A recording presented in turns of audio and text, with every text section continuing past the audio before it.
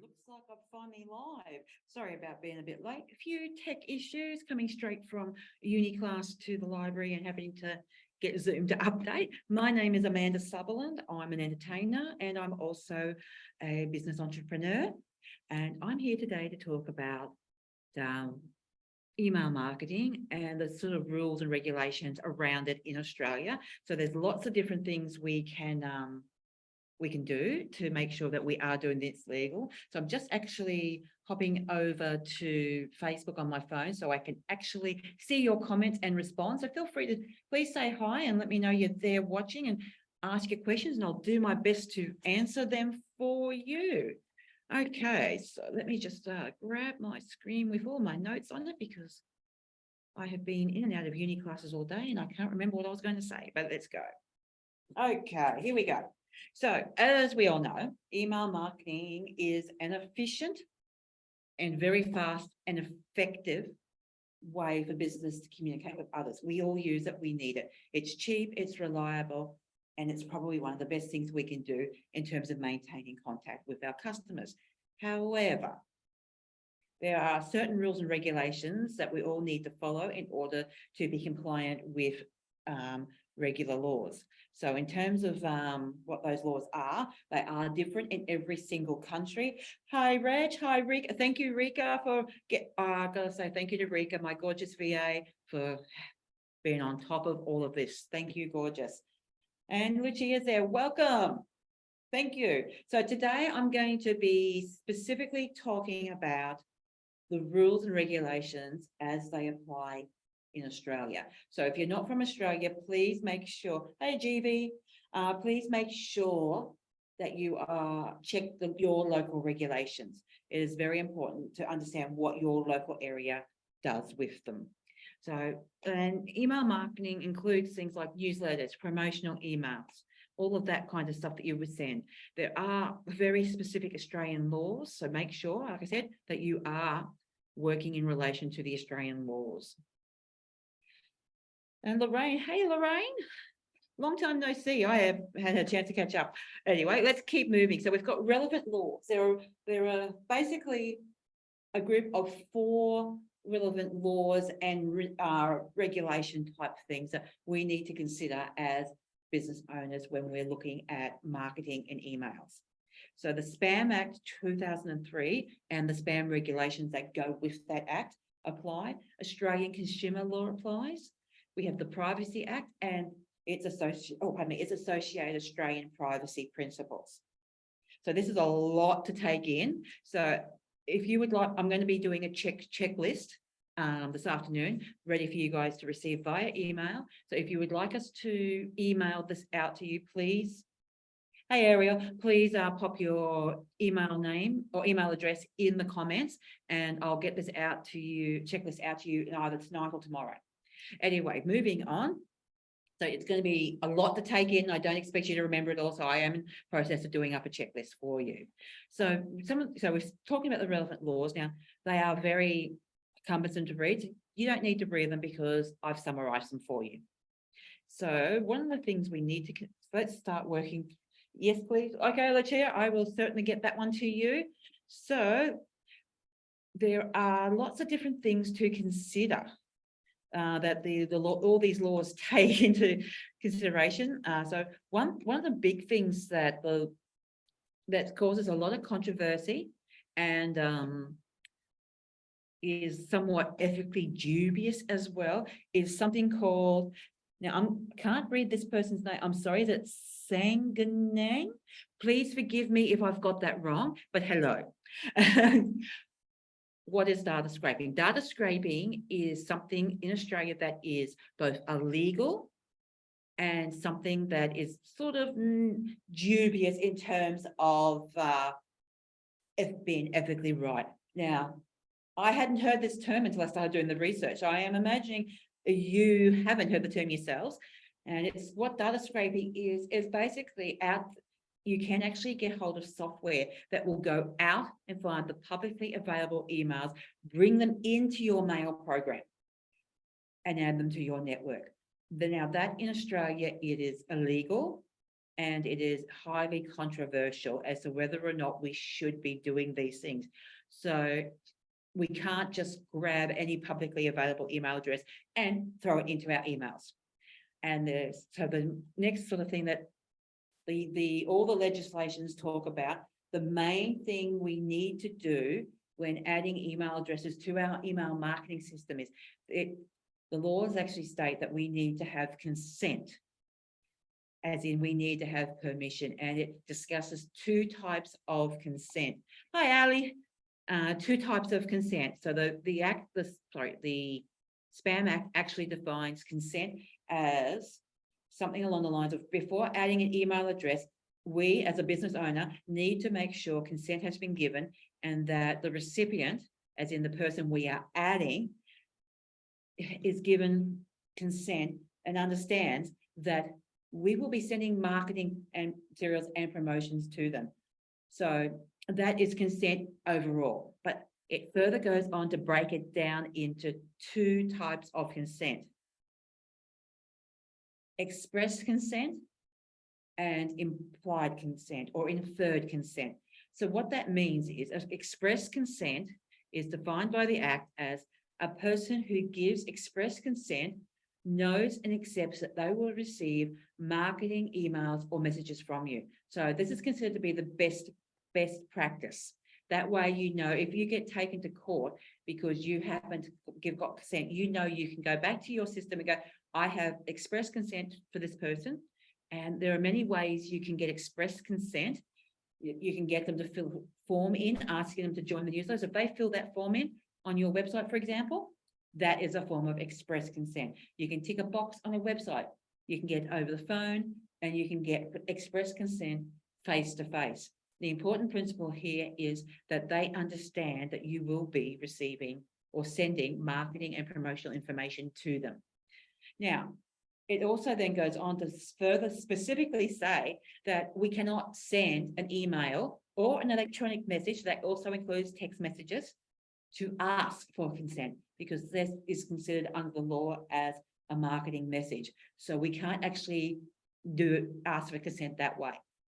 We also have to keep a record of when a person gives you that consent. So if you're using something like MailerLite or MailChimp, hi Susie, and they've ticked the box on your website, that is your record that you have permission to actually send these messages to them. Because if you don't, and you are found guilty of ignoring all of these rules, they're actually, the Australian Communications Media Authority can actually take you to court over it, and there can be quite serious enforcement actions that can be applied if we don't do all this right. It's actually quite scary when you start to look into it.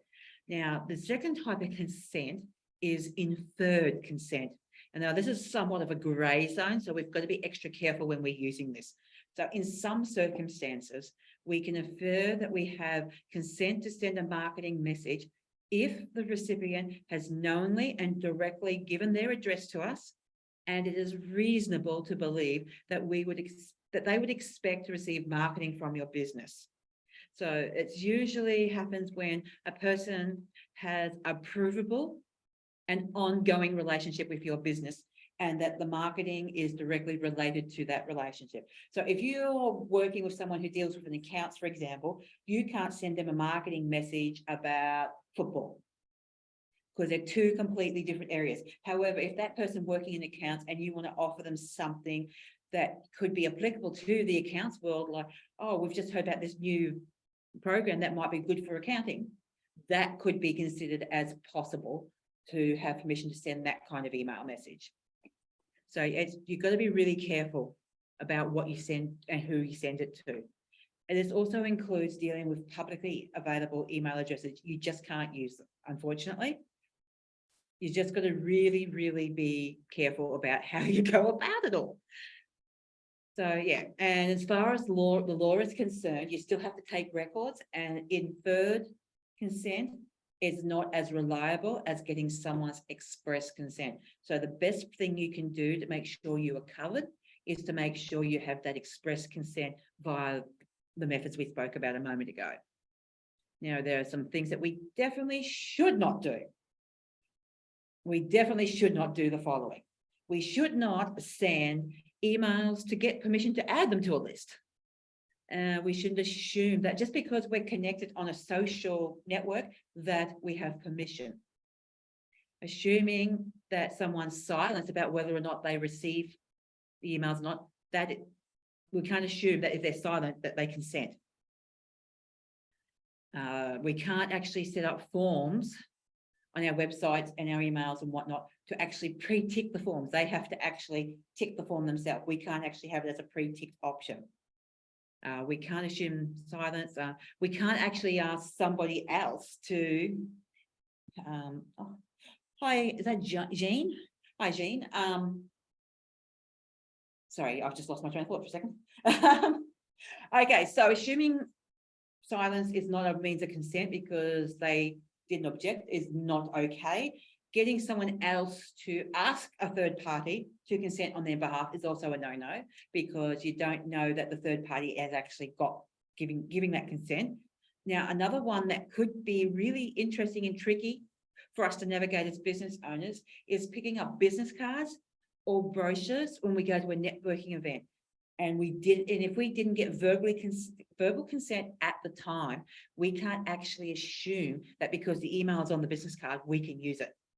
So we need to, if we're adding people from business cards, we need to make sure we've said to the person at the time of getting the business card, can I put you on my list? So, or would you like to receive my newsletter? So you do have to specifically ask that question. You can't just go and pick up business cards and brochures and add someone to that list. Now, the other thing that the laws also say is that if they didn't know that they were consenting or were not capable of making a decision of whether or not to consent, so we can't add them if they were in that situation. If someone is, say, in hospital, we can't assume that they are in a position where they can make that decision to say yes or no. We have to make sure that whoever is saying yes or no is in a position to actually be capable of making that decision. Now, it keeps going. It's quite a long list. So give me a second here as I keep going. So there are some responsibilities of what we can do to ensure that we are creating a list that follows best practice. So let me just move on to this. So the things we can do, that we do need to do, once we've got the list established, following all the things that we can't do, and making sure that we have that consent, once we've got the list together, when we're sending our emails out, the Australian Communications and Media Authority requires that every email we send must contain or must easily identify the business and ourselves as the sender. So this can be including our name as the sender or the business name as the sender. Now, also in our emails, we need to include contact details for us or the business. So both of these apply even if we are using a third party to manage our emails. So something like I do, where I do write emails for other people, they need to make sure that they've got consent for me to do that. They also need to make sure that I'm sending out the details, identifying their emails with their business name on them and their contact details on them. So that is absolutely essential. We also need to make sure we are using the correct legal name of our business. And one that actually took me for surprise is that we actually need to include our ABN details. So for everyone who's worked on a Business Australia, we need to have an ABN, and we need to include that in our emails, which was a bit of a surprise to me.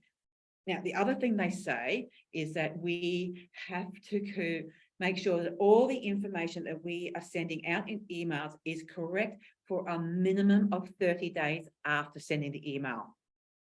We also need to make sure that unsubscribing from an email is easy and can be done in a very time-sensitive manner. So basically, if you're using a mail provider like MailChimp or MailerLite, those sort of systems have the unsubscribe built in for you. Further than that, you need to, within whatever system you're working in, create that system so that someone can click on the link and go unsubscribe, and it has to be processed within 5 working days. So we need to be very clear about that. You're welcome, Lucia. So and we're not allowed to charge a fee for unsubscribing. And again, the unsubscribe options must be functional for a minimum of 30 days from sending the message. So basically, if we have that unsubscribe link in there all the time, and it's workable at all times, we are covered.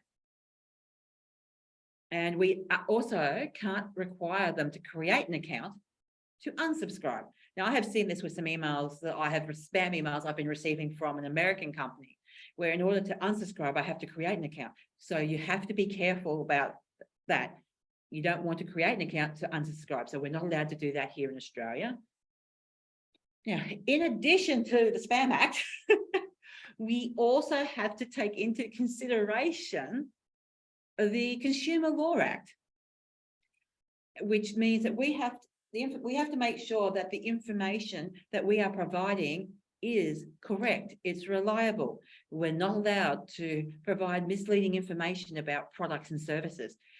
We need to ensure that any terms and conditions we have are fair and reasonable to the consumer. I know this is a lot to take in, so I will be creating that checklist for you. So feel free to pop in your email address and I'll get that out to you in the next couple of days. We've also got to ensure that refunds are available, that we also have the options for repairs and replacements if physical products are available. And we also have to ensure that all of our pricing and our pricing and all our product information is advertised correctly. And if we do happen to make a mistake, we then need to send out another email saying, unfortunately, there was an error in the previous email. These details are now correct here. So we need to make sure that we're not telling any lies to anybody, that we're doing this honestly and ethically, which is quite a massive amount of information for us all to take in. It can be quite overwhelming. So please don't let yourselves be overwhelmed. Please do not let yourselves be overwhelmed, because it is a massive thing. And it sounds like a lot, but once you see it is a lot of information, Lorraine. It definitely is. That's why I'm creating a checklist so you can go, yep, I'm doing, I'm not doing. So you can actually see quickly and easily where you're at, because it's so much. It is so much. It kind of blew my mind when I started researching the actual ins and outs of what the law says. So in conclusion, I'm about to sum up here. We're conducting ethical and legally compliant email marketing campaigns in Australia. We need to understand the complex regulatory framework, which I have just basically given you an outline of. We need to make sure we are prioritizing consent and identification and ease of unsubscribing, whilst also making sure we take into consideration and uphold the consumer or the person receiving our emails rights under the Australian consumer law. So basically, if you're doing everything right and in a moral and an ethical way, you should mostly be right, but just make sure that you have your express consent. That is by far and away the best way to make sure that you are covered. So the last thought I'm going to leave you with is compliance is not just a legal requirement, but it's also an ethical imperative for responsible email marketing practices.